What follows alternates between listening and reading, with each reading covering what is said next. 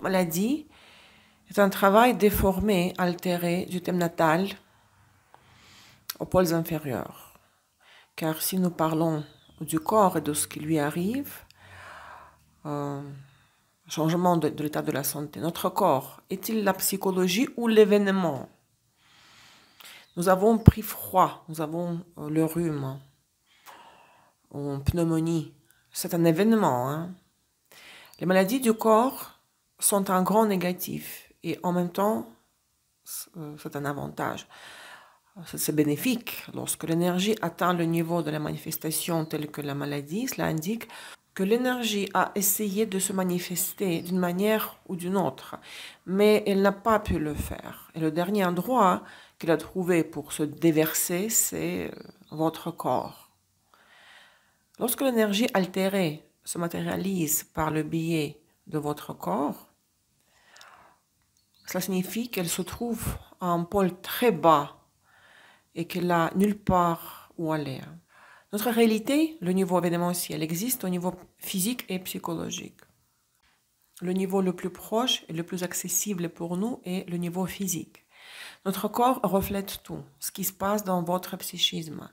Tous les blocages psychologiques se trouvent quelque part dans le corps. Lorsque nous travaillons avec la psychosomatique, le principe d'aimer tout le monde et de lâcher prise dans le sens de pardonner tout le monde n'aidera pas. Car si nous avons une planète agressive du genre Pluton ou Jupiter en transit aux planètes natales personnelles, leurs énergies doivent être matérialisées, manifestées. Lorsque nous regardons l'astrologie médicale, nous ne regardons pas seulement la maison 6. La dernière active les maladies. Par le biais de sa formule, elle dit ce qui doit être fait pour que la maladie s'active et se désactive. La 6 est la maison de la distillation, le processus d'évaporation de toutes sortes de choses néfastes. Par le biais d'une maladie, nous évaporons symboliquement la négativité de nous-mêmes, de notre psychisme. Les mesures préventives vont sous la 6. La lune transite par la 6. Il faut prendre des mesures préventives. Pourquoi? En faisant de la prévention, on évapore le négatif. Pour ne pas amener le problème jusqu'au stade extrême, celle d'une péritonite par exemple. La 6 en soi n'est pas une maladie spécifique, ne décrit pas une maladie spécifique. Elle représente les processus d'inclusion des maladies. Regardez le maître de la 6. Comment il initie le processus de tomber malade? La lune gouverne la 6. Le natif a un niveau psychosomatique très élevé. Dès qu'il se sent bouleversé émotionnellement, inquiet, angoissé, les mots apparaissent immédiatement. C'est Vénus, maître de la 6. Dès que vous rencontrez des problèmes avec les gens ou avec les finances, cela fait apparaître des mots. Mars est le maître de la 6. Les surdépenses énergétiques, le surménage, les surcharges initient les processus des maladies. La planète maître de la 6 est le déclencheur, le trigger en anglais, qui déclenche le processus de la distillation. Ça, c'est la Vierge, hein? Maison 6, la Vierge. Nous avons besoin du maître de la 6 pour le choix des mesures préventives. Lorsque la lune, le maître de la 6, transite par la 6, il faut adopter la nutrition diététique. Prendre un bain relaxant, se reposer, aller au sauna. Le sauna s'applique aussi à Jupiter, c'est les poissons gouvernent la 6. Vénus, maître de la 6, on transite par la 6. Il faut faire les massages, des pratiques corporelles, travailler avec le corps. Si Mars, le maître de la 6, transite par la 6, c'est la gymnastique, le sport, pour les mesures préventives. Si nous faisons de la prévention, alors notre maison 6 ne chute pas dans son pôle inférieur, n'enclenche pas les processus des maladies. La lune, la conscience corporelle, la psychosomatique, le confort, le repos, le mémoire, est responsable de la reconstitution des forces et de l'acceptation de tout par le corps. La lune répond à la question, est-ce que la personne dispose d'assez de ressources pour se reconstituer, pour guérir et pour se restaurer? 2 points sont responsables de l'assimilation des médicaments. La maison 8, j'ai déjà mentionné, puisque les intestins absorbent les substances, assimilent. La lune est également responsable de l'assimilation des médicaments. dans sa fonction de la restitution des forces du corps. Si nous parlions de la prévention santé, alors nous dirions que nous organisons la plupart des mesures préventives en fonction de la Lune. Nous allons sélectionner les bons transits à la Lune natale, car elle est littéralement notre corps au niveau de la conscience, de la psychosomatique. Si nous voulons vaincre une maladie, surtout chronique, nous commençons toujours par les luminaires. Le soleil donne la force et l'immunité, la lune donne le pouvoir de restauration et de guérison. Saturne donne soutien et force au corps, élimine l'excès d'énergie. Au niveau du corps, ce sont les os, bones, les os, les os, OS, les ongles, la colonne vertébrale, qui représente, selon l'approche ésotérique, le canal énergétique, bien sûr, du corps entier. Les genoux, les dents, mais avec l'accent sur le calcium. Le système excréteur, les maladies, les processus. Donc Saturne ralentit les processus pareil comme Vénus, mais il le fait d'une manière chronique, intensément ralenti. Les fractures, mais l'accent se fait sur la guérison lorsque un membre est immobile pendant quelques semaines. Hein. La fracture en tant que telle, c'est Mars, mais le fait d'attendre quelques semaines pour que l'os fracturé, fissuré, fracturé guérissent, ça c'est Saturne, la fracture de Saturne. Les processus chroniques, la constipation, les calculs. La formation des calculs va sous Mercure. Les calculs en tant que maladie chronique vont sous Saturne. La formation des calculs, c'est Mercure. Les mycoses de l'ongle, par exemple. L'ongle, c'est Saturne. La mycose, c'est Neptune. Les parasites externes, car les parasites internes vont sous Pluton. Neptune inférieur chute dans Mercure, causant les processus d'intoxication. Il pollue le sang délibérément. Les processus d'intoxication, les toxines, tout ce qui est difficile à éliminer du corps.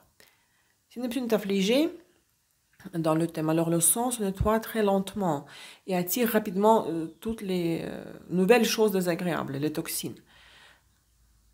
Le sang empoisonné donne un empoisonnement interne. Le sang est empoisonné ou toxique. Neptune inférieur, c'est donc tout ce qui est difficile à éliminer du corps. L'empoisonnement, c'est Uranus lorsque vous avez mangé un élément qui n'est pas frais et vous avez vomi par la suite. L'empoisonnement, selon Neptune, dans le sens où le corps est pollué par des toxines. Neptune en transit en carré Vénus peut donner des problèmes de peau, des éruptions cutanées. On ne peut rien faire en externe. Les crèmes, les pommades, oubliez-les. Seulement en interne, vérifiez l'équilibre en iode. Soit vous avez l'hyperfonctionnement de la glande thyroïde ou la carence en iode. Des virus que vous attrapez, Dieu sait comment. Des virus internes aussi, on a dit que c'est Pluton, mais les virus internes selon Neptune, ce sont les virus qui ne provoquent pas de destruction, qui ne se développent pas, lorsque nous ne sommes que porteurs du virus. Des mycoses aussi, c'est Neptune. Parce que c'est que Neptune est associé au thème de la propreté, les maladies des mains sales. Prédiction générale, regardez, si la personne, le natif, le client est en bonne santé et que vous ne cherchez pas à faire les prédictions sur l'évolution de la maladie que le client aurait, et si ce n'est pas son cas, pour les prédictions des problèmes globaux de la santé, il faut que l'axe des maisons 6-12 soit très prononcé. Par exemple, dans les révolutions solaires, ascendant de la révolution solaire, se projette dans la 6 natale, vous avez un amas de planètes dans la 6.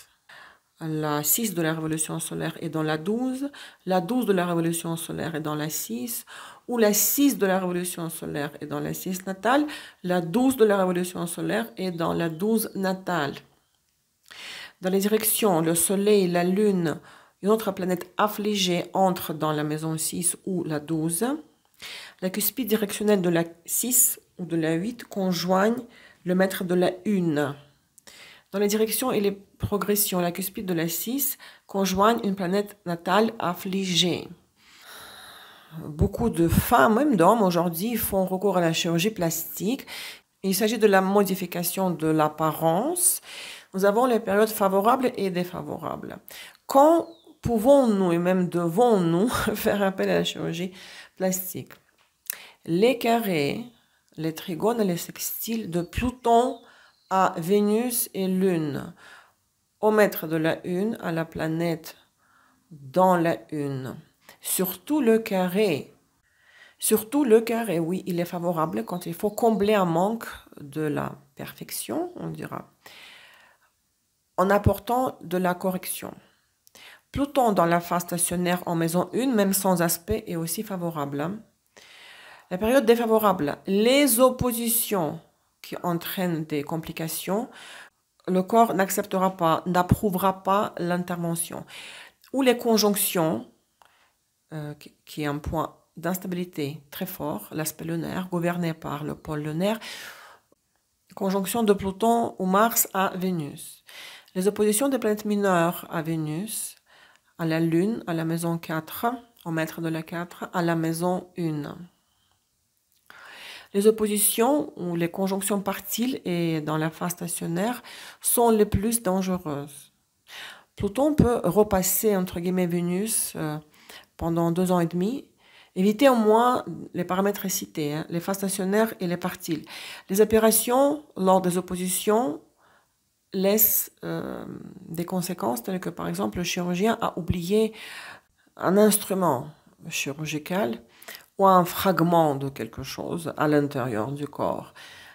L'opération s'est faite sur une chose, mais un autre organe souffre. La détérioration générale du corps, de l'organisme, de la santé. La récupération est extrêmement longue. Ça, c'est les effets néfastes de l'opposition. L'opposition sous-entend qu'il faut renoncer au couteau, au scalpel. Opposition de Mars et de Pluton à Vénus. Il faut garder tout tel quel lors de l'opposition. Le carré signifie littéralement l'altération, la modification, le changement de l'état. Il ne faut pas avoir peur du carré pour les opérations de la chirurgie plastique. Mais mes amis, nous nous référons toujours au thème natal. Est-ce que le radix permet la chirurgie plastique? Il ne doit pas y avoir d'opposition de Mars ou de Pluton à Vénus dans le radix. Ce sont les formules du radix qui interdisent les interventions chirurgicales. Si vous allez quand même pour la chirurgie plastique, vous devez au moins sélectionner les bons transits. Il y aura moins de conséquences, même s'il y en aura quand même, car les formules de transit approuvant les interventions contredisent les formules du radix. Une remarque ici concernant le poids, le sujet de la perte de poids. Nous regardons la Lune et Vénus. La Lune doit être analysée et travaillée si vous avez l'excès de poids dû à des biorhythmes déréglés. Nous mangeons au mauvais moment. Notre corps n'assimile pas une telle quantité de nourriture si vous mangez trop. Notre corps assimile les aliments différemment à de différents moments de la journée. Vous savez que le soir, le métabolisme est ralenti. Donc, si vos biorhythmes alimentaires sont déréglés, c'est la Lune qui est responsable de l'excès de poids. Mais qu'en est-il de Vénus? Qu'arrive au corps un autre poids qui est déjà là? Où mettre toutes ces calories? Contre quoi les échanger? Où est dirigée l'énergie? Est-ce qu'elle stagne, l'énergie? Est-ce que vous ne la dépensez pas suffisamment? Si elle stagne, il n'y a donc pas d'échange de qualité avec le monde. On peut dépenser l'énergie dans le sport, Mars étant Vénus inférieure, mais le sport ne conviendra pas à tout le monde. Les transits aident dans le thème du poids, bien sûr. Lorsque vous faites des épurations de la Vénus, vous commencez à restaurer les rythmes financiers aussi. Notre corps est directement connecté à l'argent. Nous l'avons dit au début. Le canal de Vénus affecte l'apparence, le physique, les organes sous la responsabilité de la Vénus et aussi le canal des relations et des finances. L'histoire des ressources matérielles et du corps seront restaurées en parallèle. Restaurées, réparées, guéries. Le flux financier sera égalisé, aligné. Si vous travaillez sur l'alignement du flux financier, le poids sera rétabli aussi. Ceux qui sont trop maigres reprendront le poids normal. Ça s'applique, ça concerne surtout les hommes. Ceux qui souffrent de l'embonpoint perdront les kilos en trop. Dès que vous commencez à égaliser, aligner, harmoniser le flux financier, relationnel, le poids s'harmonise également. Lorsque vous commencez à aligner vos biorhythmes selon la Lune, et je vous renvoie à la première leçon du module 2, respectez les transits de la Lune par les maisons, hein, vous retrouverez la paix et les calories seront brûlées pendant votre sommeil, sans que vous fassiez un effort particulier. Car les graisses ne peuvent être brûlées que lorsque vous êtes aussi détendu que possible. Tant que vous êtes stressé, les graisses ne brûleront pas ou brûleront trop. La conjonction. La Lune en transit ou une autre planète mineure en transit, conjonction Lune natale, correspond à la pause d'une nouvelle tendance alimentaire. Pas de restriction ici, mais avec des pauses. Exemple, Jupiter conjonction Lune. Vous devez vous autoriser un maximum de produits jupitériens, allant jusqu'à la restauration rapide, jusqu'au fast-food. Mais vous devez faire une pause. Si vous avez envie, vous le sentez, que vous en pouvez plus, vous avez envie de quelque chose de la malbouffe, junk food, vous vous en permettez, mais un peu. Si nous n'en avons pas envie, nous ne nous forçons pas, car selon la conjonction de la planète représentant cet aliment à la lune natale, nous devons introduire cette essence, l'essence de cet aliment dans notre lune, bien qu'avec des pauses selon nos ressentis. Il ne s'agit pas de débauche, de dépravation alimentaire, car lors des conjonctions, le corps montre très clairement ce dont il a besoin. Il faut observer vos sensations, vos ressentis. Lors de toutes les conjonctions de transit des planètes mineures, par exemple de celle de la Lune, il ne faut faire aucun régime. Il ne faut s'imposer aucune restriction. Votre régime alimentaire doit être libre. L'essentiel est d'éviter le désordre, la violation du régime. Par exemple, vous n'avez pas pu manger comme il faut à cause du travail, vous n'avez pas mangé du tout car vous n'avez pas eu l'accès à la nourriture, ça peut arriver, pas d'argent sur vous, pas de moyen d'acheter et manger si vous êtes à l'extérieur. Vous poserez ainsi malheureusement une mauvaise tendance pour le mois. Vous introduirez de la distorsion dans la lune natale. En réalité, très peu de gens ont dans leur thème les indications du régime sans viande pour être un non-carnivore.